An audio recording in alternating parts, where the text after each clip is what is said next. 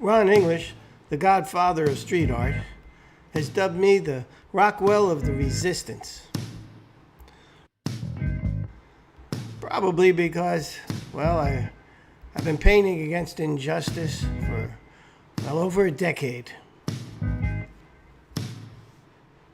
Injustices like racism,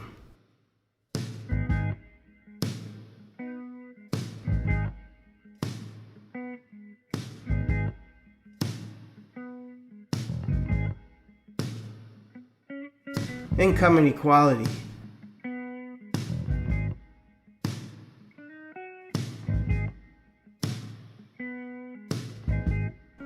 the dangerous consequences of the less than honest conservative news media, corporate control of our government,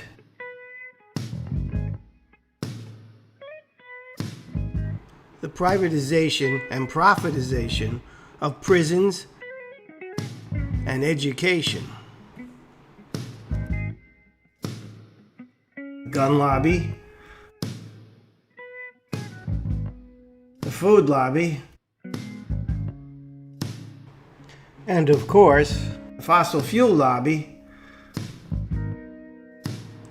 all of whom put their profits ahead of the greater good.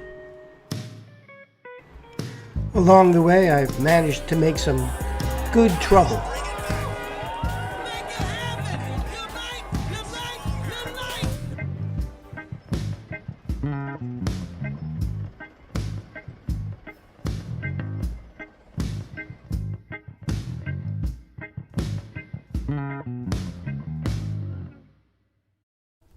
Oh, I was met with some resistance.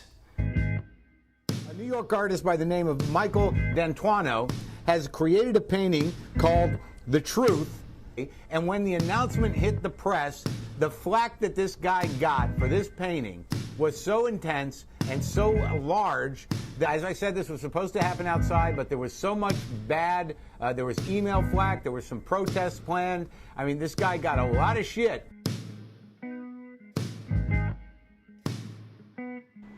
Right now, the things that Mike paints about are so varied, but what they are is they're really a chronicle of everything that we're doing, everything that we're seeing in this period of really chaos. A lot of your work goes back really far. I mean, some of the things that you were showing from oil spills to the inequality of children in school, those are almost timeless now. But it's only recently in the Trump administration era that you've managed to capture in very Norman Rockwell-like fashion, and that essence of how the average American is being victimized by this, and the other is how horrible these people really are.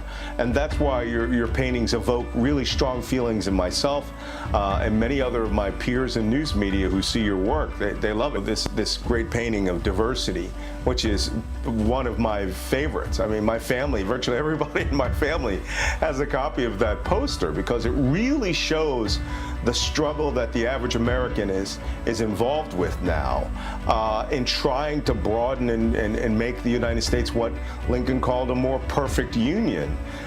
That's being torn down, that's being destroyed right now.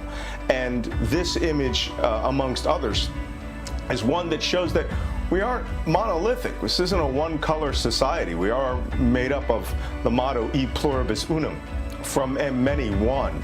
And for those of you who think that it's just some quaint saying, it is the literal words under the Statue of Columbia at the top of the United States Capitol, from many one. And this painting, which shows diversity, this painting shows from many comes one unified nation. And that is what's under attack right now, the 144-year concept of the American experiment. And your best works of art are the ones that show the African American experience. And look, as somebody from that community, I was moved to tears the first time I saw it, and so were many of the people who've seen your work. It has inherent value. The value of it is the fact that it captures a true American essence.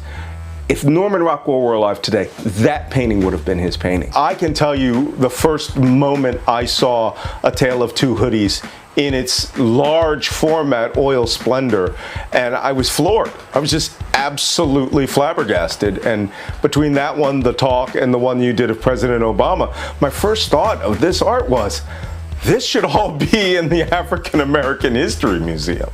This art really captures that. And I love that art because it literally captures the true meaning of Americana. This art is invaluable. I own a piece, a private piece that someday I hope I'll be able to donate to a future President Barack Obama presidential library.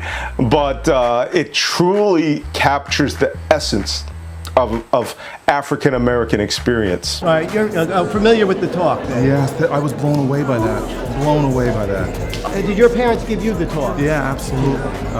And it was striking because they gave The Talk with fear. They really had a fear for my safety. So it's one of those times where you know when your parents are serious, when you can see in their eyes how serious this conversation is.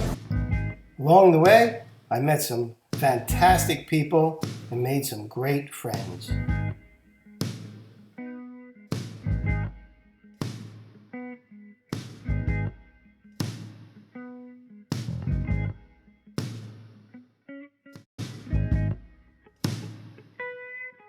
All in the cause of inspiring critical thought and positive change.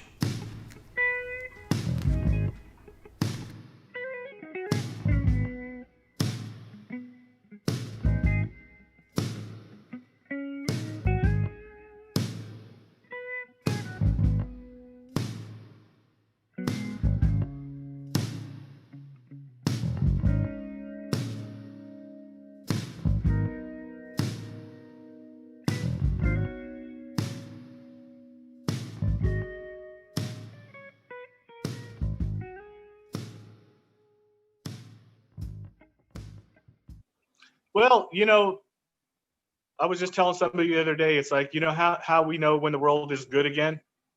It's when Michael D'Antuono is painting a rose. You know, then we know.